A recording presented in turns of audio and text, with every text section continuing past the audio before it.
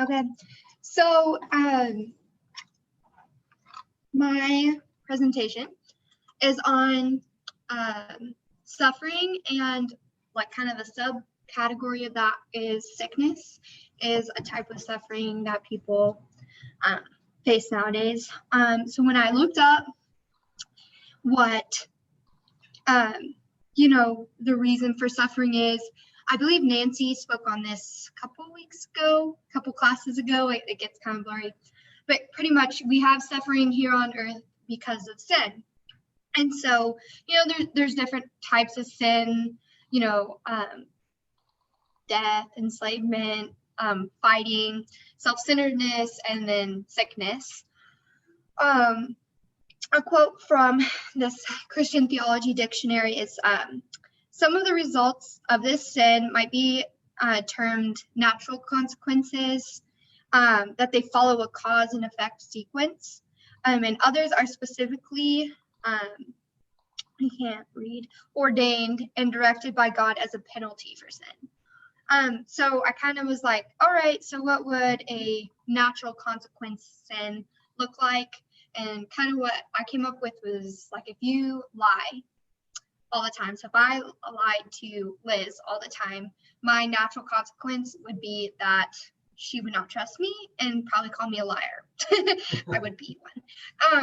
So in terms of sickness, I was like, I don't think that's a natural consequence. I think that is one that is, according to this Christian Theology Dictionary, it is specifically ordained and directed by God as a penalty for sin.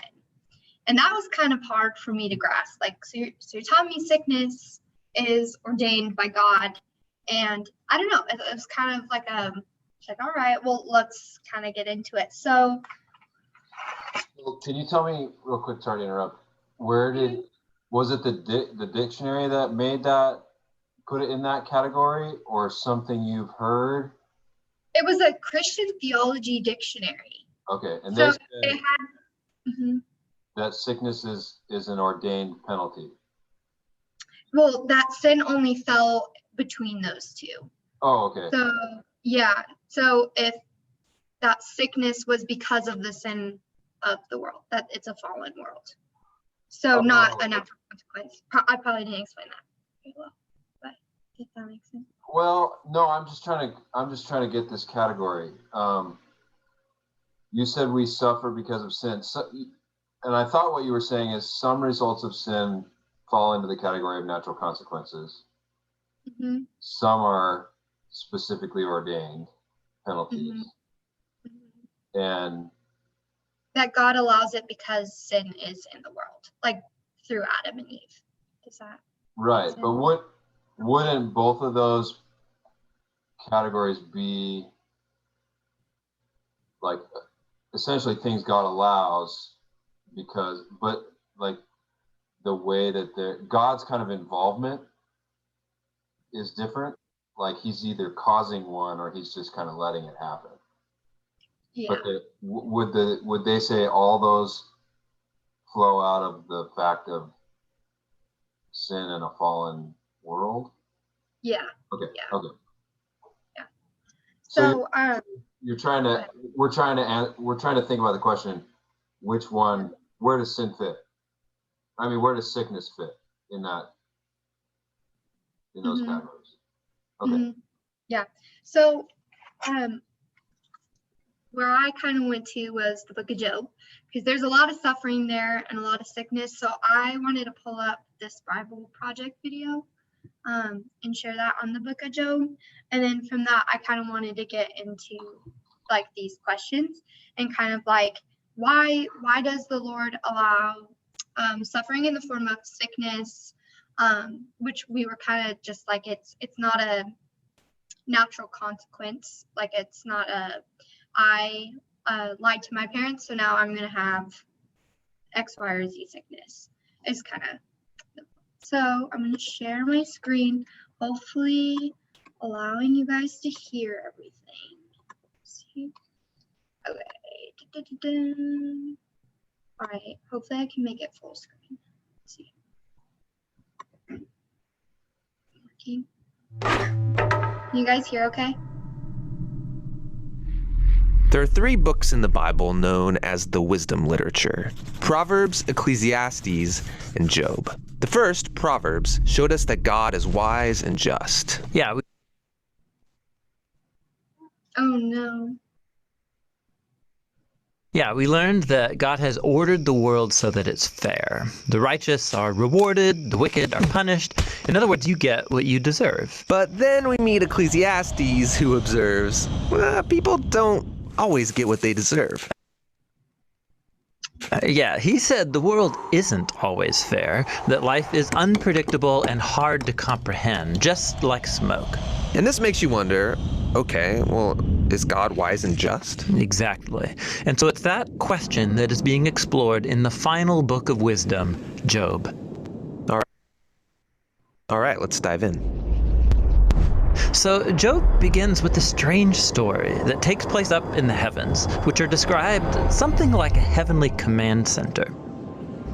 So God is there with these angelic creatures called the sons of God, and they're all there reporting for duty. And God points out this guy Job, his servant, showing how righteous and good he is. And then one of these angelic creatures approaches. He's referred to in Hebrew as the Satan. The Satan. Who is this? Well, this word is actually a title, which literally means the one who is opposed. So out of this whole crew, he is the one questioning how God is running the world. And he proposes that Job might not actually love God, that he's only a good person because God rewards him. If God were to take away all of the good things he gave to Job, then we would see his true colors. So he thinks Job is just working the system? That's exactly right. Maybe he's obeying just to get what he wants. So God agrees to this experiment and allows the Satan to inflict suffering on Job. And Job loses everyone and everything that he cares about. It is devastating. And remember, he deserves none of this. God himself said so. The remarkable thing is that in the midst of all this suffering, Job still praises God. At least for chapters 1 and 2.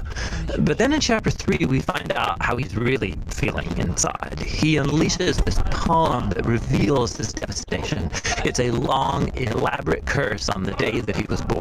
After this, some of Job's friends come to visit him to offer their help. And all of them are like, Job, you must have done something horribly wrong to deserve this. After all, we know God is just, and Anyway, like my big takeaway from that video, is the Proverbs seem to suggest that God made the world fair, so you were getting what you deserved, kind of like this, like natural consequences, almost like in Exodus, or no, Deuteronomy, the covenant of the blessings and the curses. Like if you obeyed God, then good things happen, and if you didn't, bad things would happen. But in the book of Job, that's not what happened. He was pretty much going through intense suffering, and it was nothing that he could have done or anything that he did to prevent that. So I don't know about you guys, that didn't sit well with me. Why? And so I kind of want to ask you guys, how does it make you feel also that like God didn't directly answer why Job was suffering? Like he didn't do anything to deserve it, or he didn't act a certain way. So why, like, to you, why does it bug you that God didn't answer Job on why he suffered? What's your guys' take?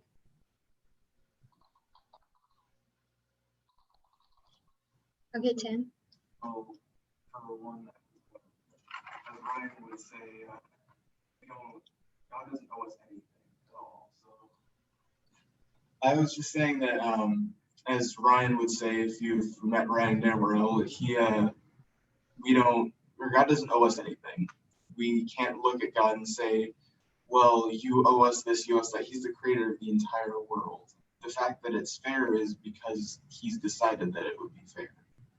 And what fair is defined by him. All of the world, everything that exists, like they were saying up there, is because of him, because of what he does. And honestly, the only reason that we can comprehend that he's there, and the only reason that he didn't simply just snap and decide all of us are gone, a little Thanos style, you know. The reason he doesn't do any of that is because he wants to. He wants us to be here. He wants us to learn about him, to be in a relationship. All that good Christian stuff. And to question to question him is to question the entire universe that we can't understand and more. It's to question, it's a 3-dimensional being questioning a 10-dimensional being.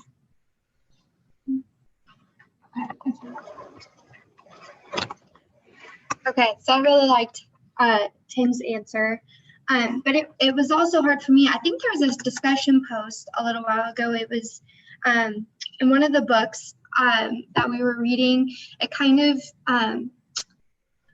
had this analogy of if God was just saying that he was like all powerful, and it was like a police officer pulling you over and not giving you a ticket.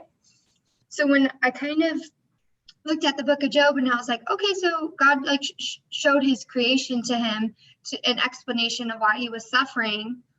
Pretty much like I felt like it was like, okay, like I'm all powerful, so therefore you should have hope and trust in me. And I was kind of like, I'm not sure. So I went to 2 Corinthians 12, 7-9. So we had Paul and his thorn in his side, and his like suffering. A lot of people thought, oh, maybe it was people always nagging him. But there's a lot of evidence that Paul actually had some really poor eyesight with how large he wrote, how sometimes he had other people write for him. And so he has this physical ailment. And he says in 2 Corinthians 12, 7-9, it's his thorn in the flesh, and that where'd it go? This thorn seemed to have the purpose of sharpening Paul by not becoming conceited. So he says he has this so the Lord would grow him.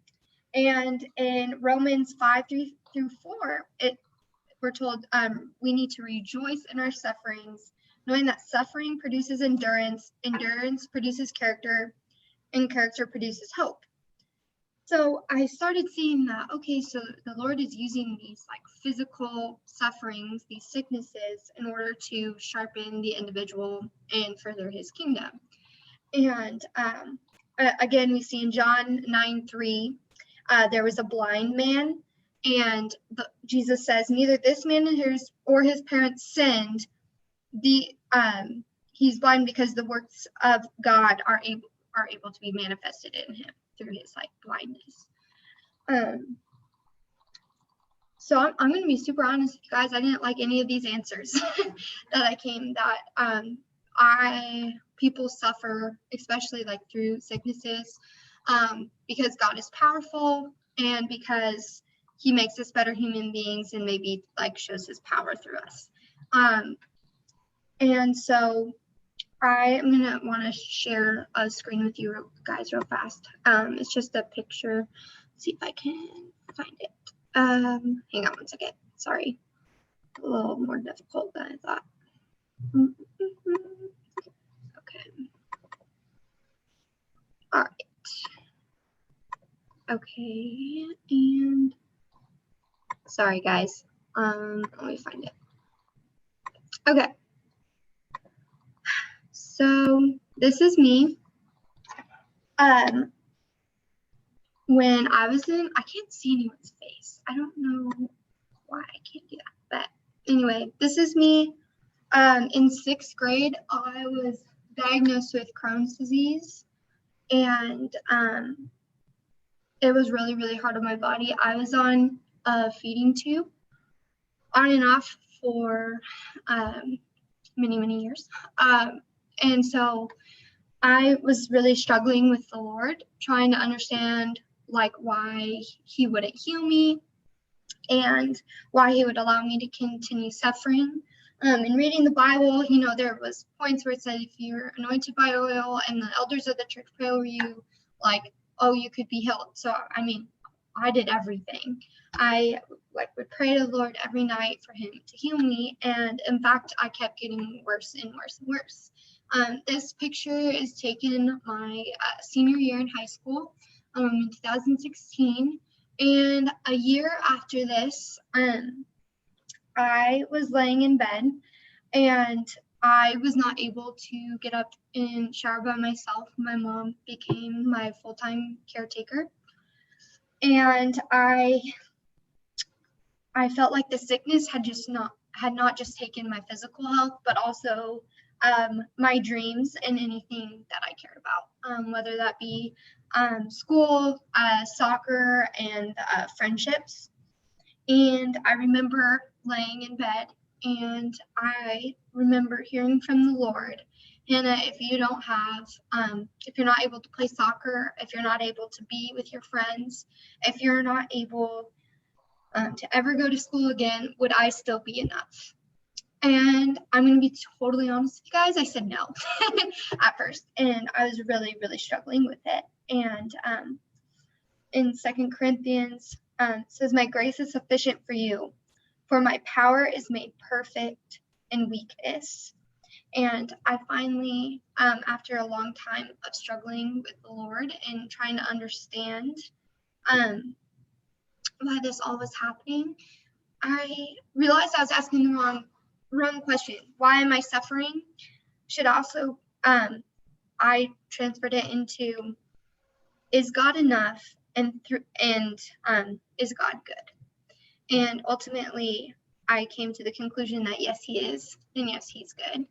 And I don't think, hopefully one day I'll know why I've been so sick throughout my whole life, and but maybe I won't, and I just have to believe in that truth. So I'm going to stop sharing this. So kind of like going through all of that, I kind of came to the conclusion that sometimes you don't know why you're suffering, but that God has a purpose for it, and He's good. So it's kind of what I had for you guys. Yeah. You guys have any questions or comments or anything? Yeah, Nancy? Good job. Thank you. Also, it sounds like you struggled the same way as Job did with when Satan had said to test him whether or not you would, or not you, but like whether or not the reason why he was worshiping God was because he was shown favor and all that stuff. And so it sounds the same, like, because you need to realize, like, Yeah. It actually made it harder on me after I went through like reflection, trying to figure out if I did something wrong to deserve like having Crohn's disease. And it almost made it harder when I realized that it wasn't like a direct reflection of like a certain sin in my life. Like, yes, I'm sinful and like I'm in a sinful world. But yeah, that it was really hard. It was really hard. Mm-hmm.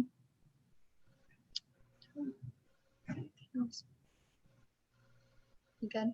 If you can pin it to some sin, at least you have an explanation, right? And you can put a finger somewhere. Mm-hmm. Yeah. Even if it's at yourself. Yeah. And it's definitely hard to look at it because I know, kind of like Liz said when she was talking earlier, is that, you know, God is all powerful and He is able to heal. And, you know, I kept dealing with, okay, so why does God need so much evil in the world in order to go on with His plan? Like, why, you know, why do I need to be in this situation? And it really just came down to not why am I suffering, but is God good? And do you trust that? So. Yeah. Hang on, I'm turning it around. Ooh.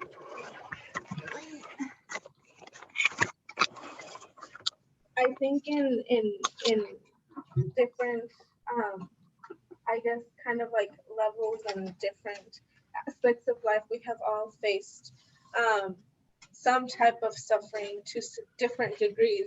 And one of the reasons that I wanted to share on depression was also because it was something that I went through And my conclusion, Hannah, when I wondered about why we have to suffer through different things or see loved ones suffer, is something that I go back to is Jesus suffered for everyone, for absolutely all of humanity. And he didn't deserve it because he never sinned. And yet I have sinned and I will sin. So I'm not going to say, yes, I deserved it and I did something so great that I deserve to suffer. But I think when we keep our eyes on the cross and on what he has done, we can absolutely say, well, he never deserved to suffer through anything. But yet we are in our situations because we have sinned at some point or some way, somehow. And again, when we are connected to the truth of God, we can see that he is good beyond and above what he can change or not in our lives. And it only takes for us to seek him and to trust in what is coming ahead and what we have learned from the past to see that he is absolutely good.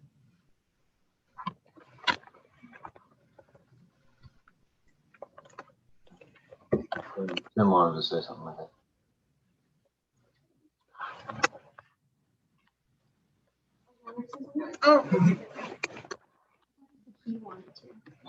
Oh. Well, I was just going to say that I think exactly what Liz is saying is it's bearing your cross. And just like Jesus, it also gives you the opportunity to be able to be there for people who are going through the same thing. It makes you gentle and it helps you to understand the brokenhearted to be brokenhearted. And it gets you to a point where you can help people go exactly what you've been through. And even things just moderately related. Yeah.